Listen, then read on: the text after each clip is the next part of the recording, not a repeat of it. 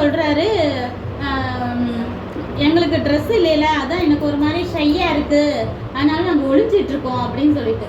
உனக்கு நீ ட்ரெஸ்ஸு போடலன்னு சொல்லிட்டு உனக்கிட்ட யார் சொன்னா? நீ அந்த ஃப்ரூட்டை சாப்பிடக்கூடாதுன்னு சொன்னேன், அதை சாப்பிட்டியா அப்படின்னு கேட்குறாரு.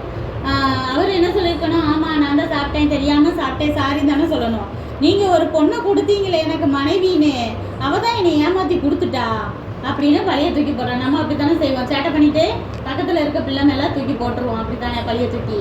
அது மாதிரி இப்போ என்ன செய்கிறாரு, ஆதாம் தூக்கி ஏவாள் மேலே பழைய தூக்கி போட்டார். ஏவாள்கிட்ட கேட்டால் அவள் இந்த பாம்பு தான் வந்து என்னை என்னென்னமோ பேசி ஏமாற்றி இந்த பழத்தை என்ன செய்ய சொல்லிச்சு, சாப்பிட சொல்லிடுச்சுன்னு பாம்பு மேலே பழைய தூக்கி போட்டான். அப்போ தேவன் வந்து என்ன சொல்கிறாரு, பாம்புகிட்டலாம் கேள்வி கேட்கல, அதுக்கு பிசாசு தானே, பிசாசுக்கு போய் என்ன கேள்வி கேட்க அப்படின்னு சொல்லிட்டு. ஆனால் பாம்புக்கு பனிஷ்மெண்ட் கொடுக்குறாரு. என்னன்னா, நீ இனிமே இந்த பூமியில சபிக்கப்பட்டு இருப்ப. அதுக்கு முன்னாடி அதுக்கு ஆள் இருந்துச்சான்னு தெரியல, இனிமே வயிற்றுனால ஊர்ந்து செல்வ அப்படின்னு சொல்றாரு.